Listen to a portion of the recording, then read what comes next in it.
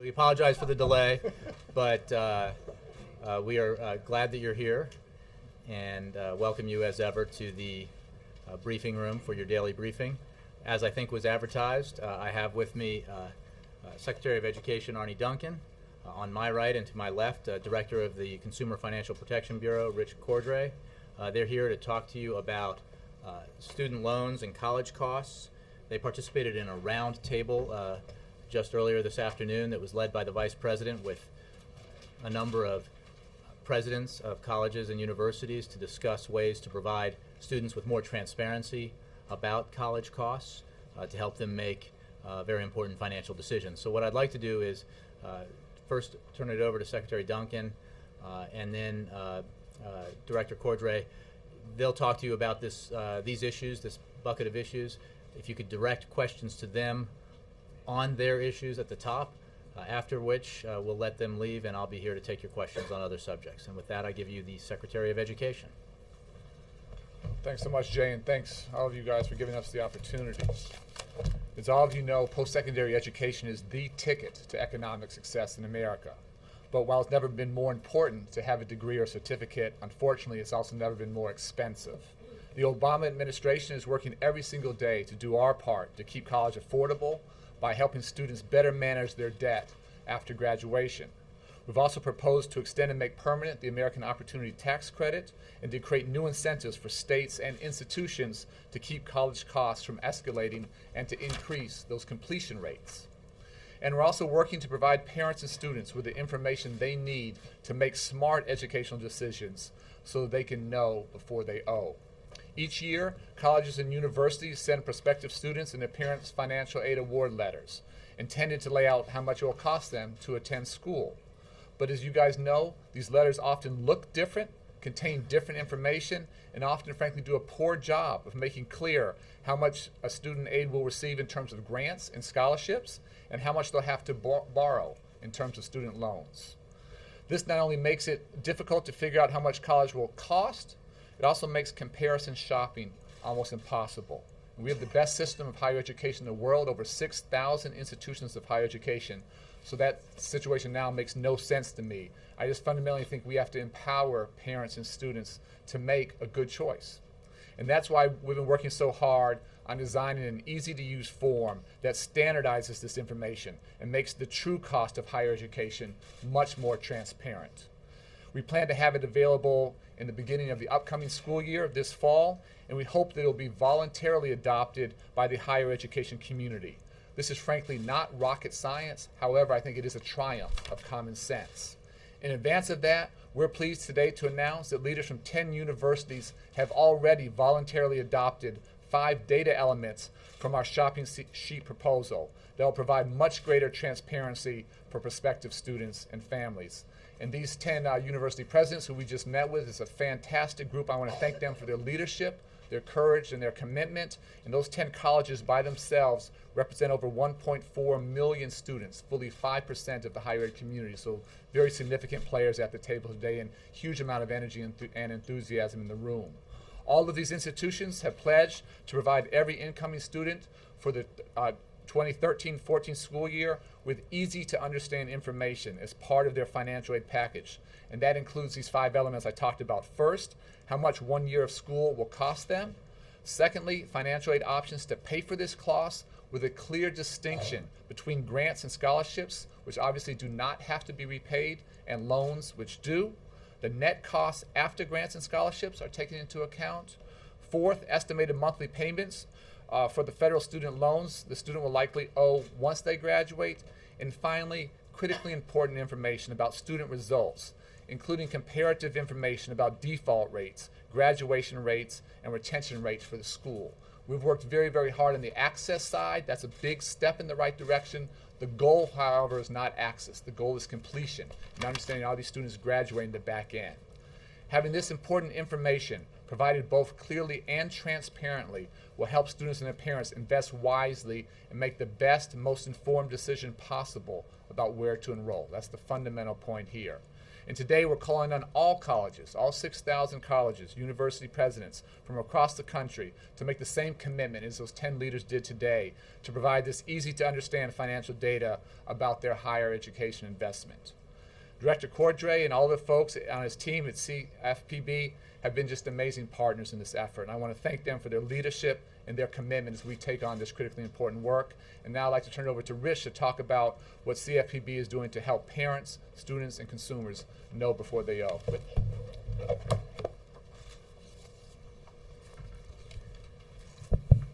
Thank you, Arnie.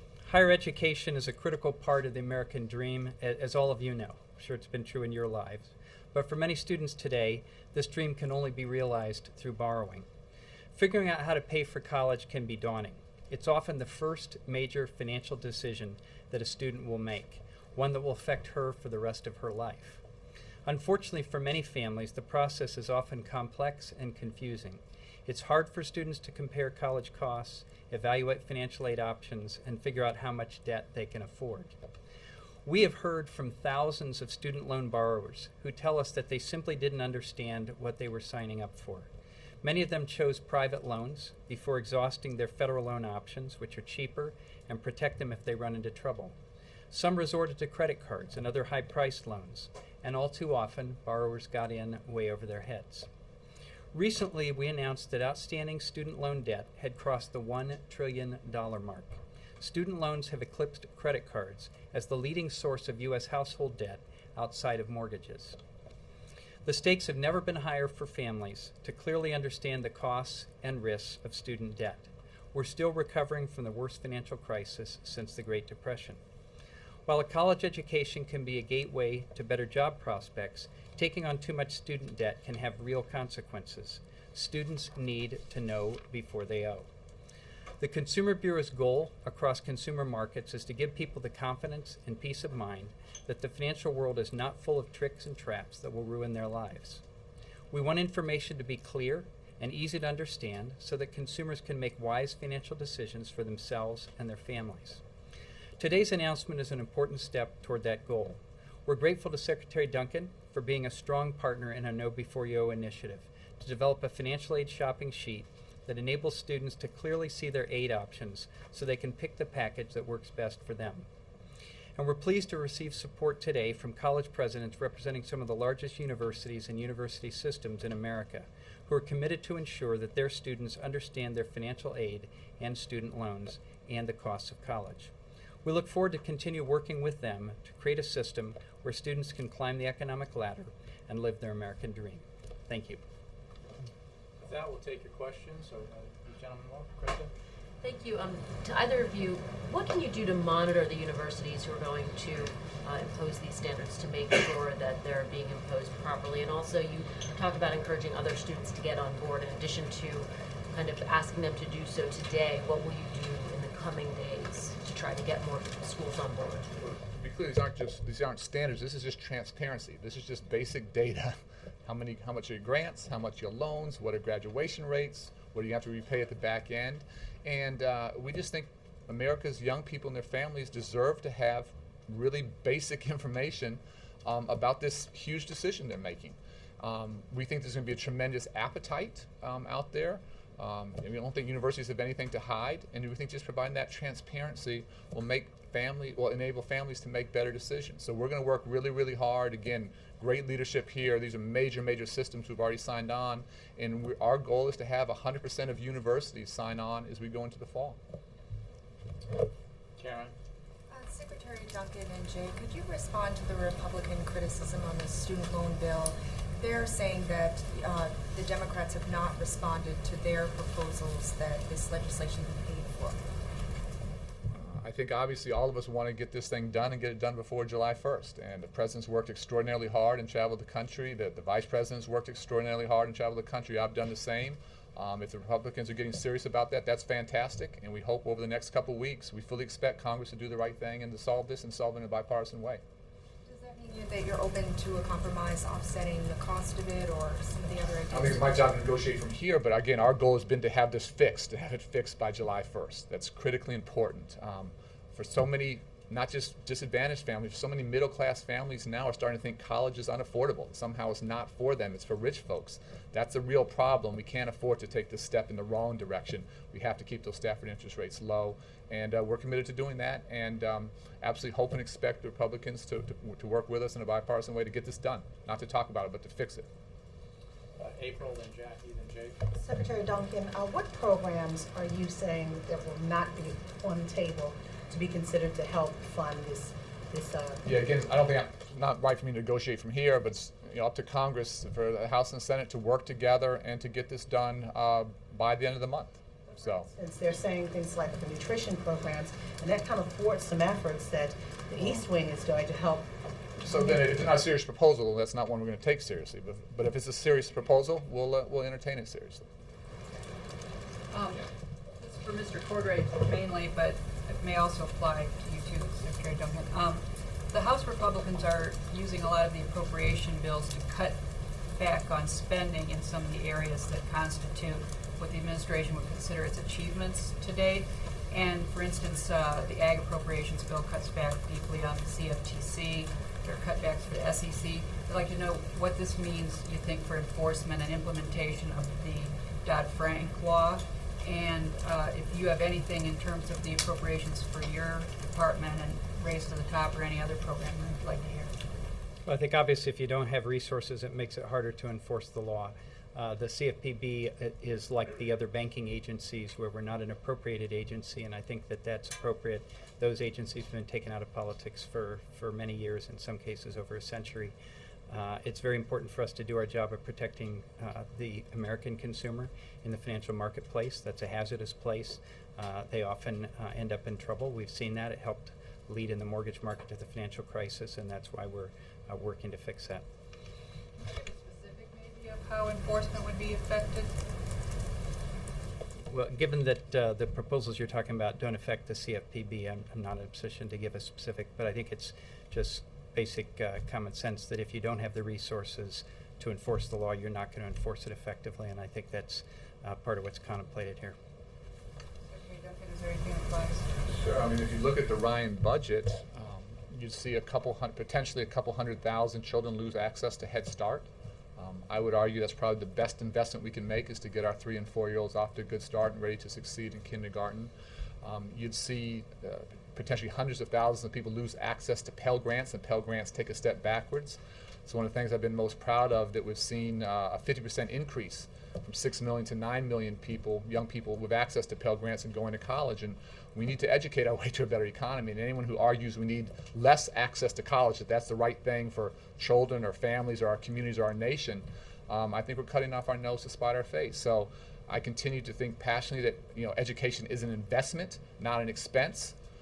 We've never asked for an investment in the status quo. Hopefully you've seen our administration push an unprecedented level of reform at every level, early childhood, K-12, and now on the higher ed side. We're proposing a race to the top for higher education.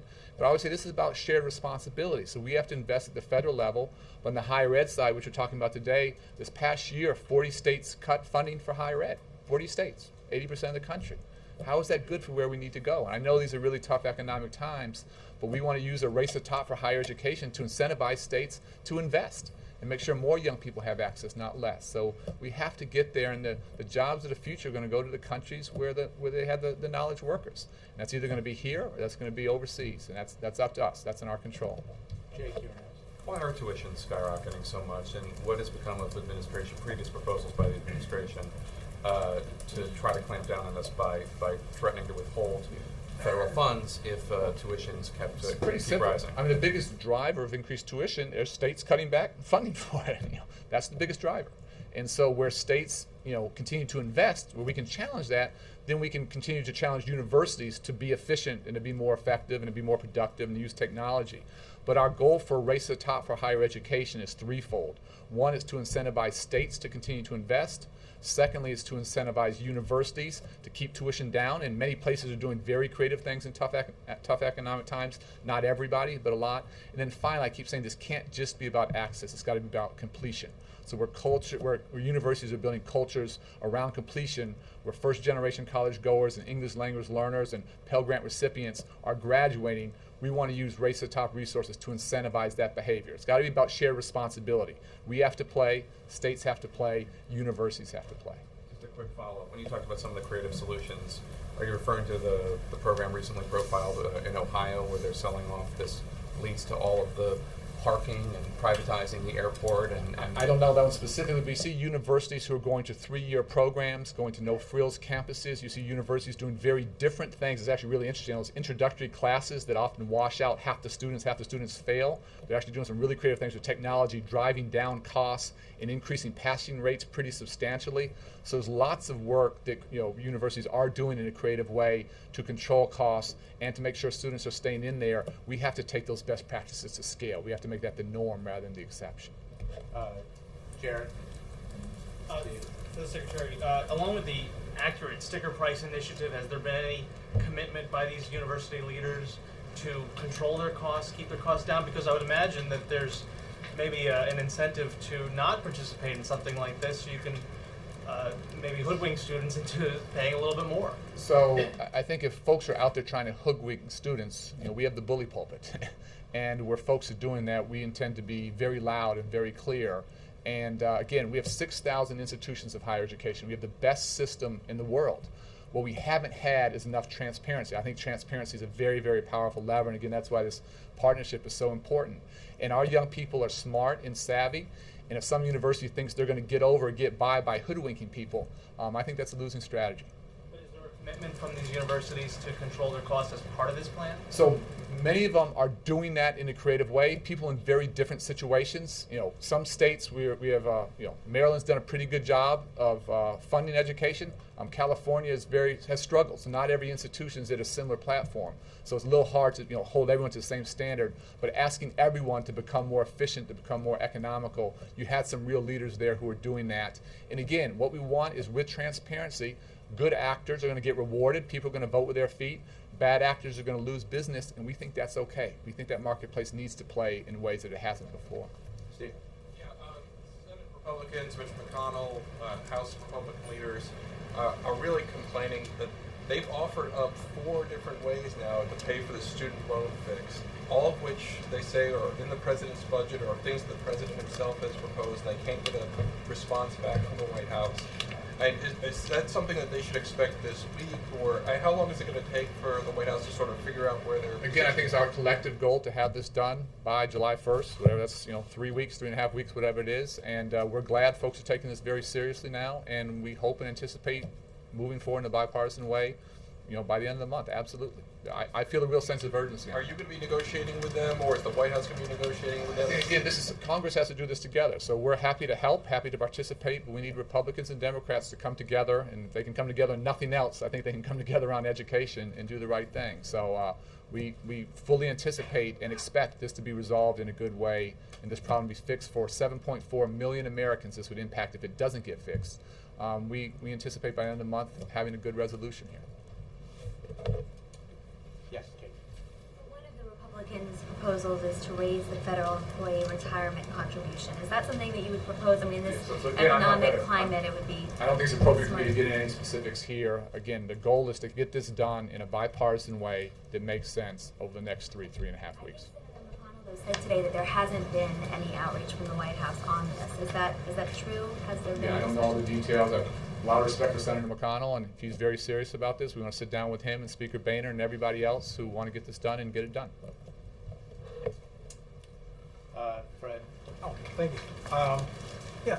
This concerns the CFPB's role with higher education, and it seems to be with regards to student loans. But Republicans have said, Senate Republicans have complained in the past already that the agency sort of has too broad and too vague powers. The fact that it's involved in college costs, does that speak to that at all?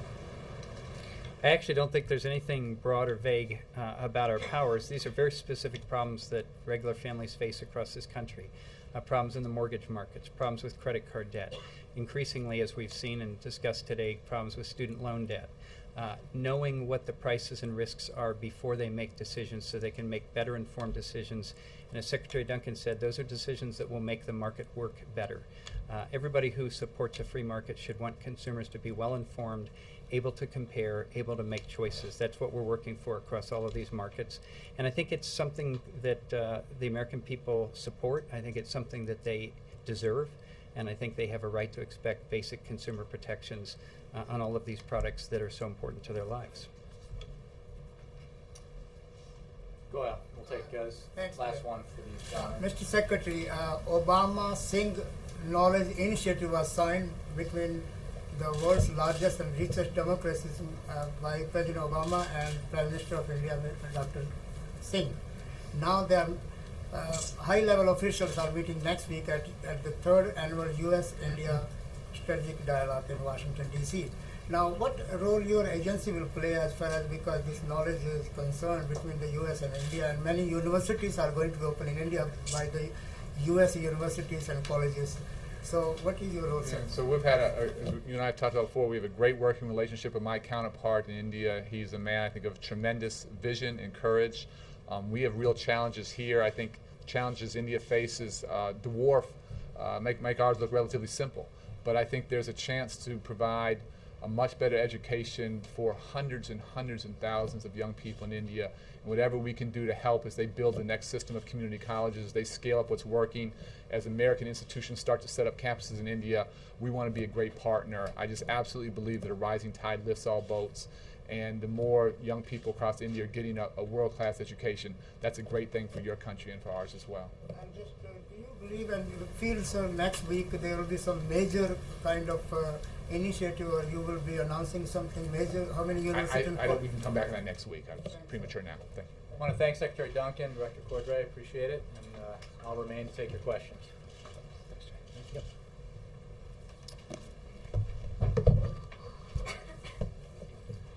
Let everybody get out the door while I survey the field.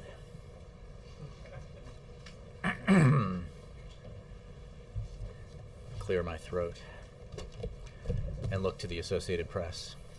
Can you confirm the death of Al-Qaeda number 2, al-Libi, in the U.S. drone strike in Pakistan, and comment, please, on what his assassination would mean for the Al-Qaeda organization, your fight against it, and secondly, for U.S. relations with Pakistan? I can tell you that our intelligence community has intelligence that leads them to believe that Al-Qaeda's number 2 leader, al-Libi, is dead. I can't get into details about how his death was brought about, but I can tell you that he served as Al-Qaeda's general manager, responsible for overseeing the group's day-to-day operations in the tribal areas of Pakistan, and he managed outreach to Al-Qaeda's regional affiliates. His death is part of the degradation that has been taking place to core Al-Qaeda during the past several years. And that degradation has depleted the ranks to such an extent that there is now no clear successor to take on the breadth of his responsibilities. And that puts additional pressure on Al-Qaeda's post-Bin Laden leader, Zawahiri, to try to manage the group in an effective way. This would be a major blow, we believe. Al-Libi's death is a major blow to core Al-Qaeda, removing the number 2 leader for the second time in less than a year, and further damaging the group's morale and cohesion, and bringing it closer to its ultimate demise than ever before. Just to follow on the Pakistan question, I mean, if this was a U.S. drone strike, it would be the second U.S. attack that killed a senior Al-Qaeda leader within Pakistan's borders in a very short period of time, and they didn't respond so well to the first one. What I can tell you, Ann, is that our government has been able to confirm al-Libi's death. I don't have anything for you on the circumstances of his death or the location. I can simply say that he was the number 2 leader in Al-Qaeda, and this is the second time in less than a year that the number 2 leader of Al-Qaeda has been removed from the battlefield. and that represents, in the wake of the death of Osama bin Laden, another serious blow to core al-Qaeda in what is an ongoing effort to disrupt, dismantle, and ultimately defeat a foe that brought great terror and death to the United States on September 11th, 2001, and that has perpetrated acts of terrorism against innocent civilians around the globe. He said that his breadth of experience would be difficult to replace, but the organization has shown that it can get a warm body wherever it needs to and continually regenerate. What is it about him that makes him made him particularly valuable? Well, I think he was very much an operational leader, general manager of al-Qaeda, with a range of experience that is hard to replicate. I think that it is a job that's hard to fill, and that there may not be, given the duration of late that people have held that job, that there could be a lot of candidates hoping to fill. So the point is that removing leaders like al-Libi from the very top of al-Qaeda is part of an ongoing effort to disrupt and dismantle and ultimately defeat al-Qaeda. And that is an important piece of business. Yes, Reuters. Jay, with the crisis in Europe deepening by the day, can you talk about what the president's been doing behind the scenes in the last few days and what his conversations with European leaders have intended to send a message on?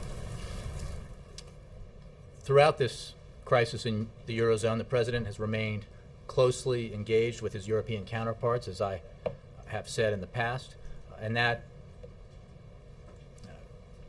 has continued throughout recent days and weeks. We believe that economic performance in Europe is of great importance to us here in the United States.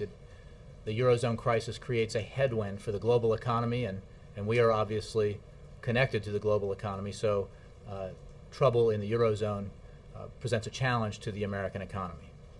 Europe is an important trading partner, and our financial systems, as you know, are deeply connected. As I've said in the past, European leaders have taken significant steps in implementing a firewall, establishing a firewall, and in various countries implementing reforms that are necessary, and we support those efforts. More needs to be done, as we have said, and today, as you know, I believe, the G7 ministers and governors reviewed developments in the global economy and financial markets and the policy response currently under consideration, including progress towards financial and fiscal union in Europe. They agreed to monitor developments closely ahead of the G20 summit in Los Cabos. I can say that European leaders seem to be moving with a heightened sense of urgency, and we welcome that, and we're hoping to see accelerated European action over the next several weeks, including in the run-up to the aforementioned G20 leaders meeting in Mexico. A movement to strengthen the European banking system will be of particular importance in this time period. Now, the president has tried to walk a fine line over the last several months between not appearing to lecture his European counterparts, but also trying to prod them into action. He's felt that strong action was needed.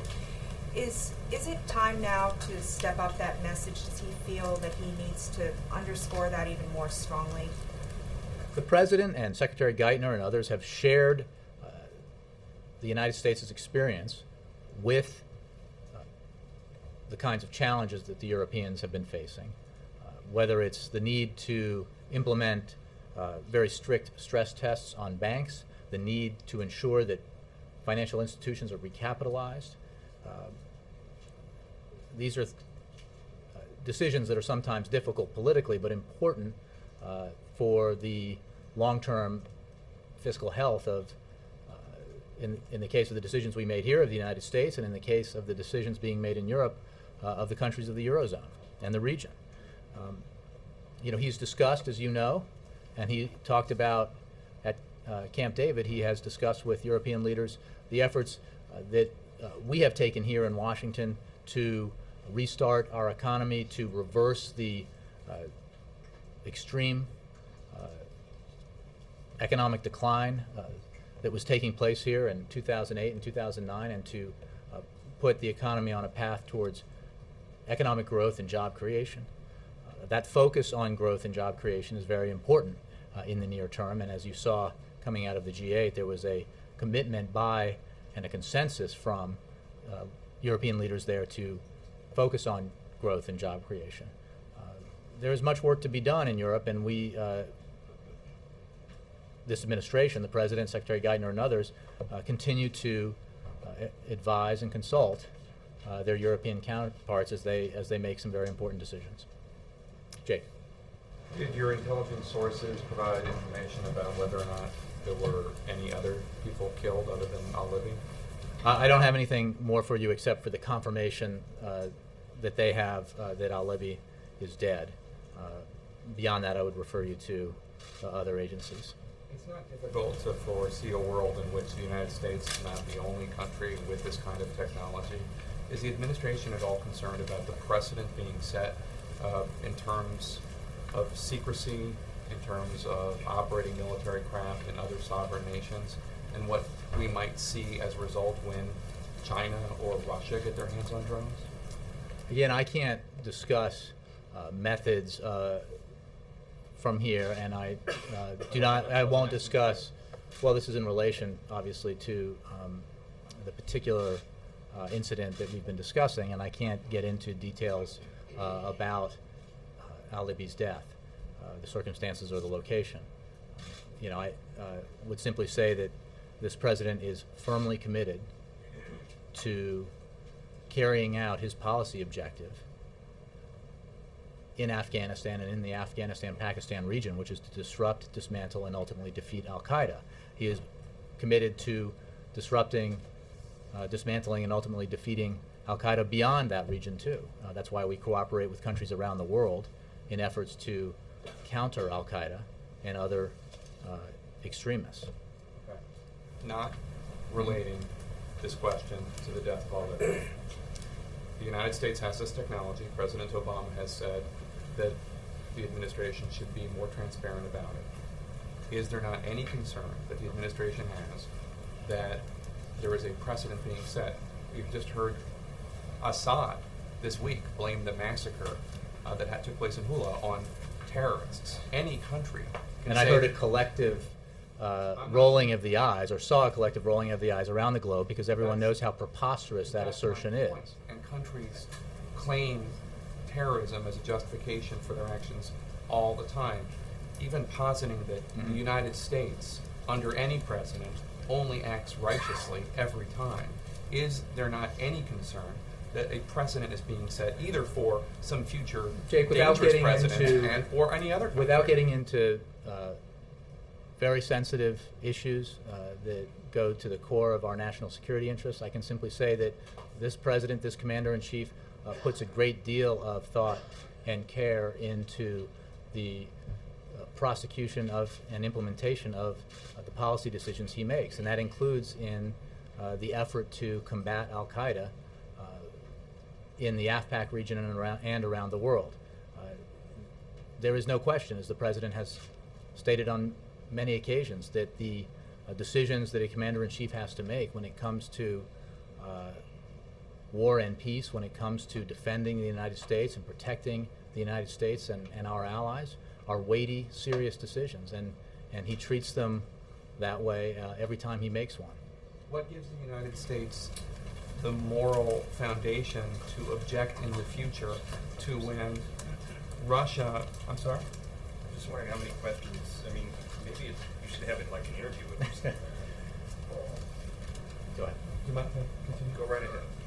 I'm just wondering where the moral foundation comes from. The United States objects in the future to an action being taken by China or Russia along these same lines. Well, I reject the comparison, but I would simply say that, as I said just now, that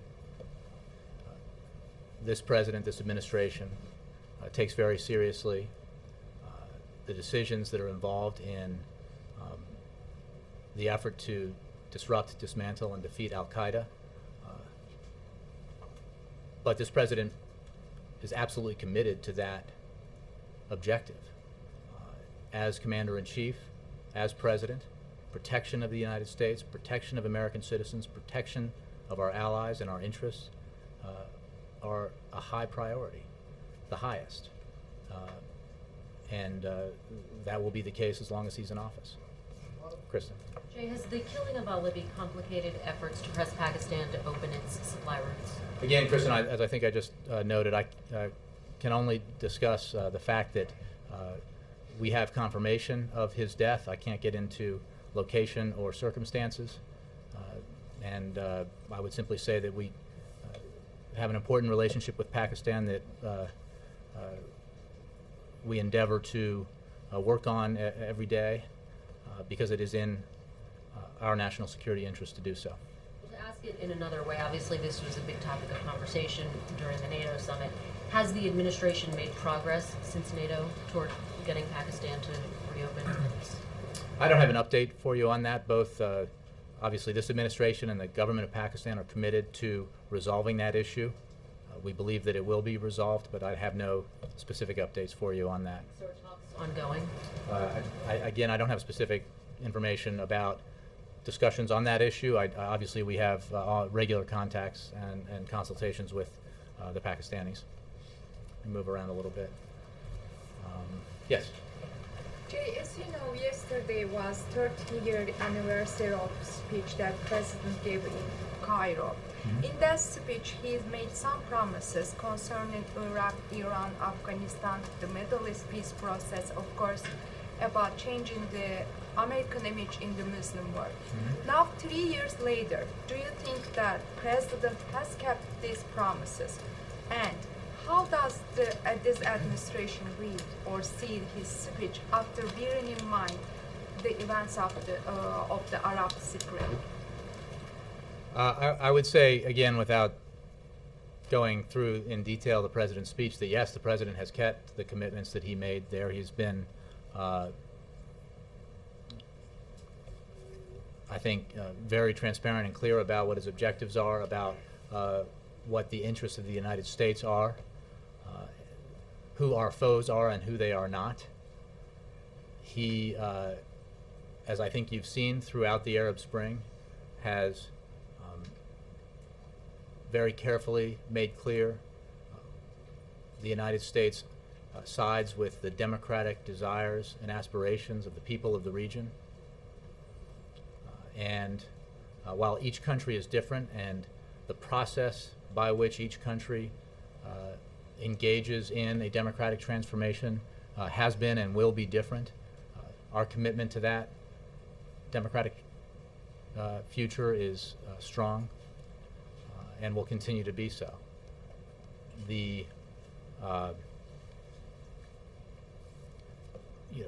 president has also committed, as I've just been discussing with Jake, to making sure that our military operations in a place like Afghanistan have a very clear objective. When he took office in January of 2009, you could ask 10 members of the United States military or the previous administration what our objective in Afghanistan was, and you would get 10 different answers because it was so unclear. And that was highly unacceptable to President Obama, and he made sure that he thoroughly reviewed the situation in Afghanistan, thoroughly reviewed our policy objectives, our resources, and put in place a policy with a very specific goal and the resources necessary to fulfill it. And I think that has contributed to a clarity about U.S. interests and U.S. objectives. Ed? On the economy, former President Clinton last night at one of the fundraisers said that if you look at history, an economic recovery takes 5 to 10 years. If there's a housing collapse... After a financial crisis, that's right. Yeah. Did I not say that? You said an economic recovery. I think there's a distinction between the types of... every downturn, it takes 5 to 10 years. I think it's more specific than just a downturn. Some shallow recessions take less time to recover from. When you suffer from a financial crisis that precipitates the worst recession since the Great Depression, the hole is quite deep. I think there are important distinctions to be made. Okay, and another distinction he made was that when there's a housing collapse, as there was in this case, it usually takes longer. It could take up to 10 years to turn it around. Does the President, do you agree with that timetable? Is Well, that I fair? think that the President has made clear, President Obama has made clear from the very beginning that we did not get into the mess that was the Great Recession, the worst recession since the Great Depression, overnight. It took a number of years of flawed policy decisions, of an absence of appropriate oversight and regulation, of unfortunate risky behavior in our financial markets to precipitate the economic freefall that we all experienced in 2008 and 2009. And it will take a long time for us to get out of the hole that created. What he has also said is that he, working with Congress and other folks, he has presided over a situation where that severe economic decline was halted and reversed. A situation where almost 9% shrinkage in our GDP has now turned around to the point where we've seen 2.5 years of economic growth, positive GDP. A situation where we were losing 750,000 jobs per month to now a situation where even though growth in jobs has not been satisfying, it has not been enough, it has created 4.3 million private sector jobs. We have more work to do. There is no question. I think that's what President Clinton was speaking to, and certainly what President Obama talks about all the time. So may it take up to 10 Again, years? I'm not an economist, and I think we all believe that we need to do everything we can to bring about the day when the 8 million jobs that were lost as a result of that recession are recovered, and that we are in a situation where not only are we back to where we were before, but we are stronger economically. We have a foundation economically upon which to build in the 21st century that doesn't rely on financial bubbles or housing bubbles or dot-com bubbles, but relies on strength in our manufacturing sector, strength in education, strength in innovation, and strength throughout the country economically. Last thing President Clinton also said, remember me, I'm the only guy that gave you 4 surplus budgets out of the 8 I sent. Is it awkward for President Obama to hear President Clinton say that when he has not had surpluses? Ed, that is a profoundly interesting question, that you would phrase it that way. The point that President Clinton was making, and I concede that he makes it well, but I will attempt on my own to make it, is that when he was in office, he inherited a deficit. After 8 years in office, he presided over a number of years of surpluses and turned over to his successor an economic circumstance which was judged by the CBO and everyone else to be one that would produce surpluses as, quote, far as the eye could see. 8 years later, when President Obama took office, handed the Oval Office by his predecessor, a Republican president, we had the largest deficits in history up to that time. Something happened in those 8 years, and it was not fiscal responsibility, and that is unfortunate. We had a situation in 8 years where record surpluses were turned into record deficits. So claims by those who supported the policies that led to record deficits, that they are the bastions of fiscal conservatism, do not meet the laugh test. It's just not borne out by the facts. We need to work together. This is not about one side being better than the other, and I think it is important to bring it back to this. What was a fact under President Clinton is that he had a contentious relations with Republican Congress, but in the end he had Republicans in Congress who were willing to work with him to help bring about those surpluses, albeit in economic times that were not nearly as strained as we've experienced in the last few years, but still, it takes bipartisan cooperation. And unfortunately, we have not seen enough of that in the last several years. But hope springs eternal, and this president is committed to putting forward the kinds of proposals that address the weak spots in our economy. I mean, look at where we still have weaknesses in our economy: in construction, in state and local employment, especially in education. These are areas where the president has put forward specific proposals that would boost employment and boost economic growth. The kinds of proposals that should, I think, earn bipartisan support. The American Jobs Act, which a portion of which was passed by this Congress, the extension of the payroll tax cut and the extension of unemployment insurance, had within it elements that Republicans in Congress refused to vote for, that outside economists said at the time would create more than 1 million jobs. So Republicans in Congress left 1 million jobs on the table, unfortunately, because they didn't want to ask oil and gas companies to give up subsidies despite record profits. They didn't want to ask others to give up tax breaks and loopholes that would have allowed for the funding of those initiatives that would have taken those 1 million jobs off the table and put teachers back into the classroom and construction workers back on the job. The employment picture would look a little different today had they chosen otherwise. And those proposals remain on the table and available for action. Alexis. Unemployment insurance. Can you just clarify, what is the president's message to the millions of people who have been unemployed for 6 months or longer about their worries that unemployment insurance will trigger off? Is the president going to fight to extend that? Look, the president fought very hard and faced quite remarkable resistance to extending unemployment insurance in December and again in February, I believe it was. The fact is, we need to take a number of steps to strengthen the economy and create an environment where more jobs are being created by the economy.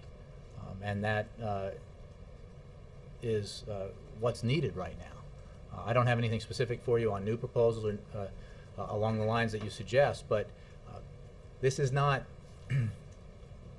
calculus. It's just math. We know what we can do to improve the employment picture and improve the growth picture.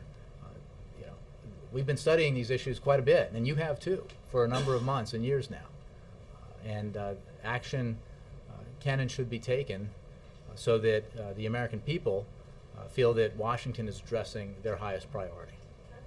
If the president were, by some miracle, to succeed in getting some of these initiatives through, is he concerned that adding to the deficit would bring the debt ceiling closer, not push it farther out? You're aware that, of course, the American Jobs Act was paid for entirely. Again, but you have to make choices. And that was the debate we had, and that's the debate we're continuing to have.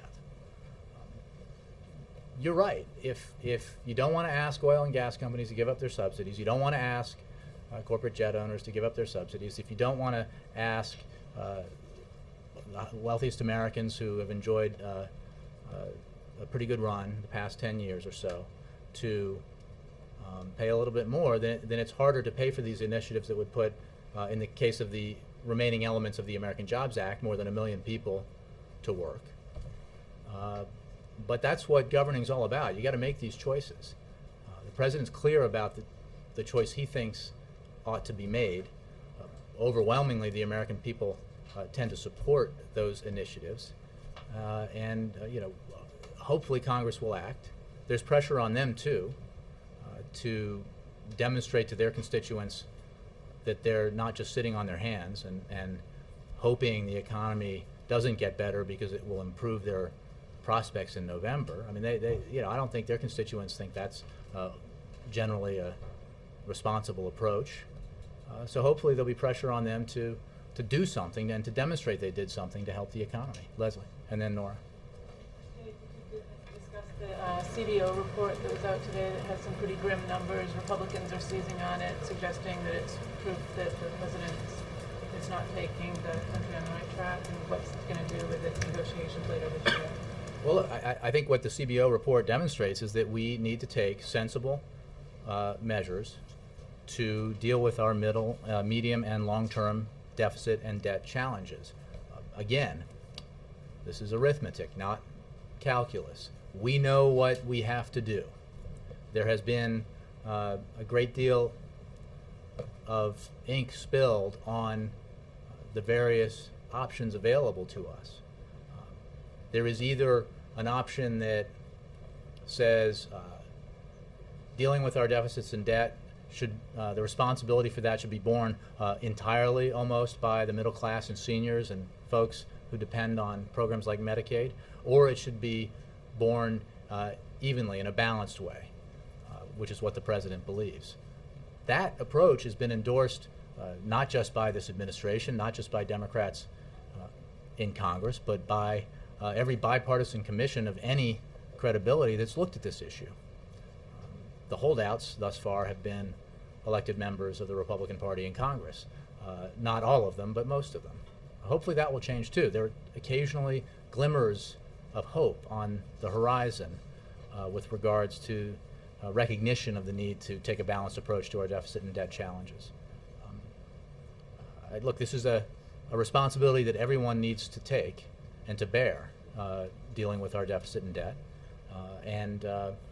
Going back to my answer to Ed's question about the fact that this president, in the midst of a cataclysmic economic decline, was also, in addition to the keys to the building, handed the largest deficit thus far in history.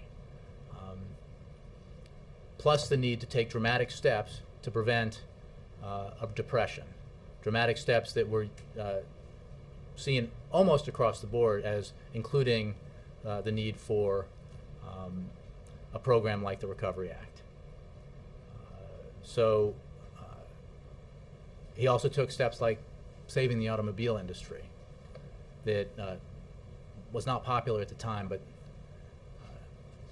has gained more and more adherence in retrospect as every week passes, because it's been the right thing to do so obviously when we see the numbers coming out of Detroit. These are tough calls and tough decisions, and there's no question that they created a situation where we need to take action on our deficit and debt, and we need to do it in a balanced way. Nora. Return to the Eurozone crisis and the effect on the U.S. economy. Does the president believe June is the month that European leaders have to get something done? I haven't heard him give a date or a month.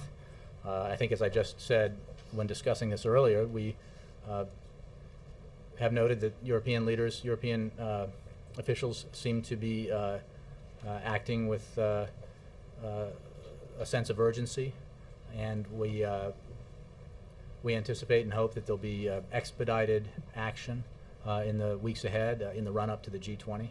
But I don't have a deadline to provide to you. I think Europeans are fully aware of the situation that they find themselves in, and they understand that, I think,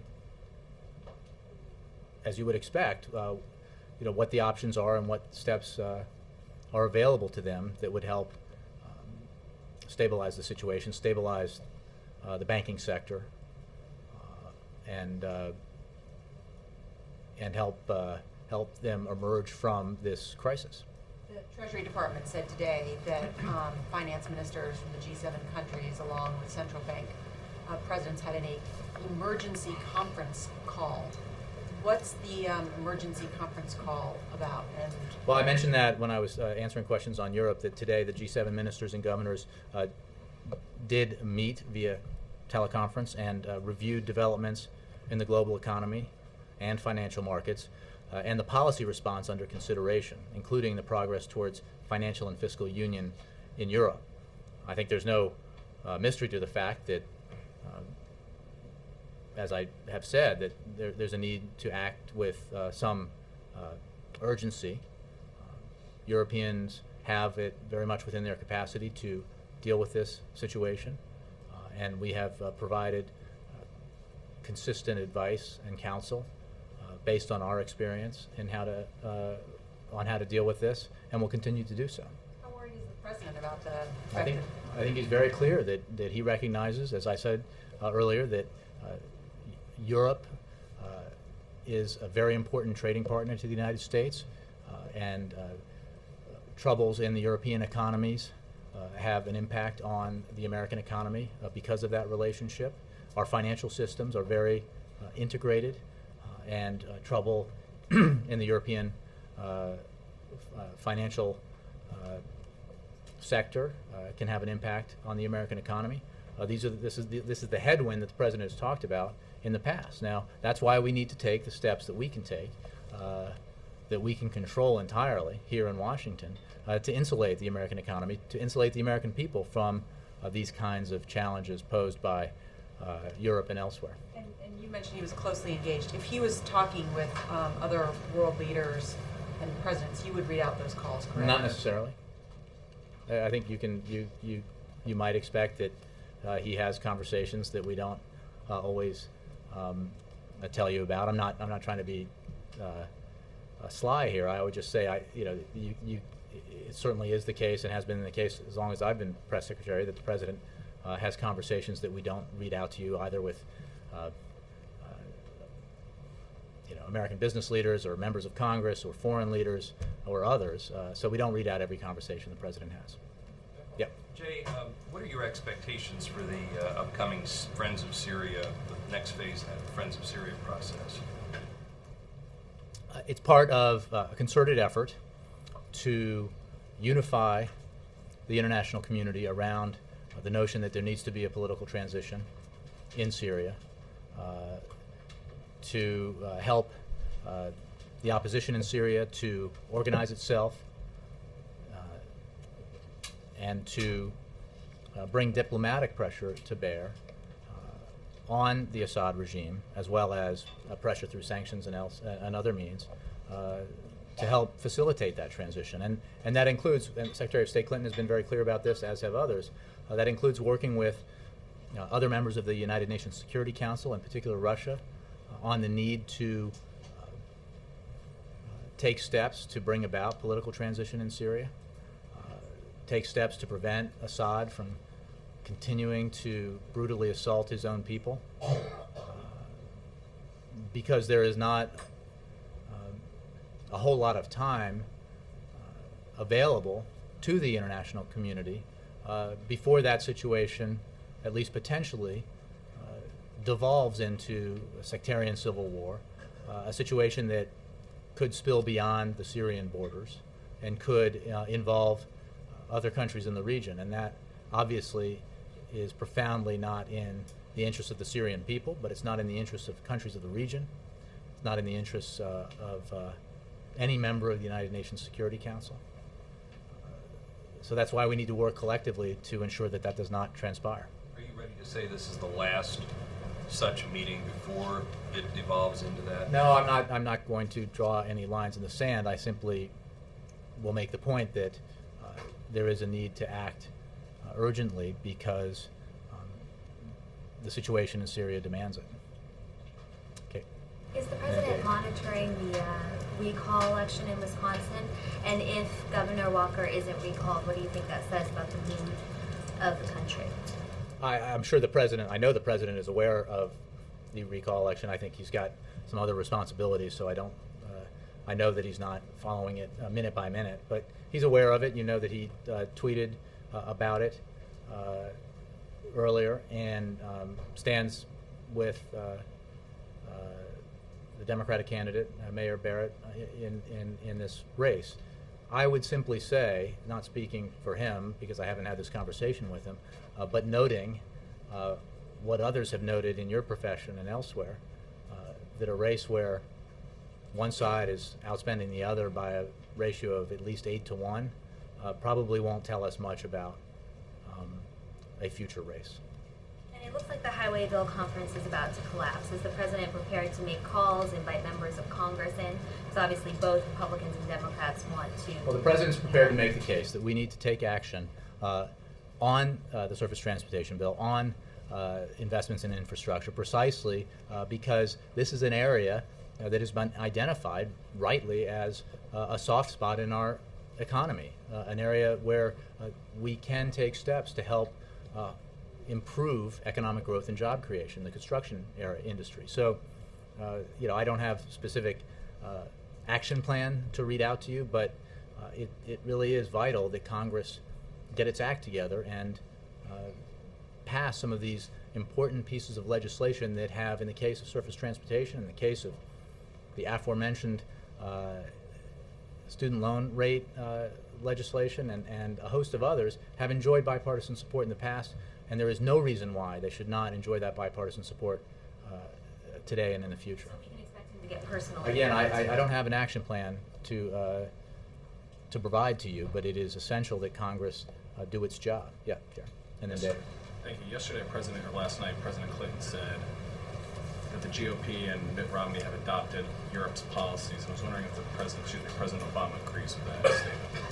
Well, I haven't had that conversation with President Obama. I think others have made the observation that austerity alone is not, at least not the right prescription for, and was not the right prescription for our economy. We're not in a position and do not want to lecture other nations about the steps they should take. We can provide counsel and advice based on our experience, and we are certainly not satisfied with the pace of the recovery thus far, the pace of job creation thus far, but there has been economic growth and there has been significant job creation, 4.3 million jobs in the last 27 months here in the United States, and that is in no small measure. In fact, it is completely because of the initiatives that were taken to help stop the bleeding in terms of the cataclysmic economic decline that it greeted this president when he took office, and reverse it, and to create a situation where the economy began to grow again, where employers began to hire again, and in some sectors of the economy, like manufacturing and the auto industry, where the economy really began to rebound in significant ways. It has been uneven and it is far from complete, but it is a picture of a response to a financial and economic crisis that I think bears review. Dave. Yes, on the student loan issue, Secretary Duncan said just moments ago that he didn't want to negotiate from the lectern, but that if Republicans offered serious proposals, the White House would engage those serious proposals. Just generally speaking, the Republicans have offered proposals. Does the White House believe they're serious? And if so, are you willing to? Again, I'm not going to negotiate the particulars here. I would note, look, I share Secretary Duncan's optimism about the fact that this will be resolved, despite the Speaker referring to it as a phony issue. We think there are signs that Republicans understand that it would be a terrible thing for the 7.4 million Americans who would be affected if these loan rates were allowed to double, and therefore they will take the necessary action. I'm not going to get into the nitty-gritty here of negotiating. What's the next step for the White House involvement in this? Well, I mean, we'll continue to work with Congress and with the leaders on this issue to get it resolved. But I don't have specific elements of what that final outcome will look like for you. Yeah, Ari. The White House has said for several years, a few years at least, that the health care law cannot stand without the individual mandate. Is that still your position? Well, I would simply say that obviously the individual mandate is a hugely important component to the Affordable Care Act because it is what allows for, in many ways, coverage of those with pre-existing conditions and others who might otherwise not be able to get insurance were the mandate not in place. So I think it is profoundly important, as it was, say, in Massachusetts and has been in its implementation in Massachusetts.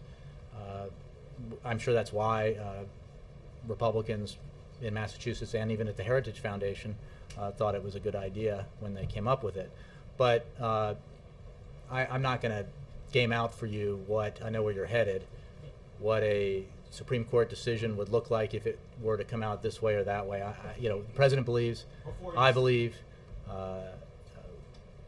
I think a lot of lawyers believe. I think a lot of lawyers believe who have studied the precedent here with regards to the Commerce Clause that the Affordable Care Act is very much constitutional.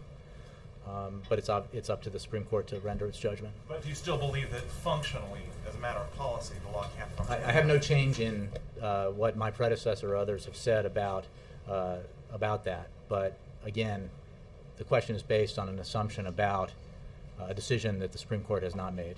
Yeah, Jared. Jay, earlier you said that the service members who are in Afghanistan, the conflict there is simpler because of the Obama administration. Do drone strikes make it less simple to the American people to understand when these are secret and often done without really understanding? Jared, you're trying to get me to talk about things that I can't talk about from the podium, but I will simply say that the American people very much support the idea that our efforts in Afghanistan, efforts that put the lives of American men and women in uniform at risk, as well as the lives of our civilian personnel in Afghanistan at risk, should be focused primarily on disrupting, dismantling, and defeating Al-Qaeda. That is the policy objective that the president put into place, and it's the right one, and it is the reason why we went to Afghanistan in the first place. Do they support it if it's secret? Again, I think you're conflating a bunch of things here that I would love to tease them apart for you, and I'm happy to do that at another time. But I think the president's policy objective of defeating Al-Qaeda is one that does have the support of the American people. One more, Jay. On the transit of Venus, is the president expecting to spend any time today looking at the transit of Venus? He's a nerdy guy. It's cloudy. My colleague says it's clouding up out there. I wasn't even aware of it. I'm so focused on making sure I have the answers to your questions. I knew nothing about the transit of Venus. Mr. Dennis. Okay. Last one. Thank you. That was it. Thanks, guys. My audience is leaving.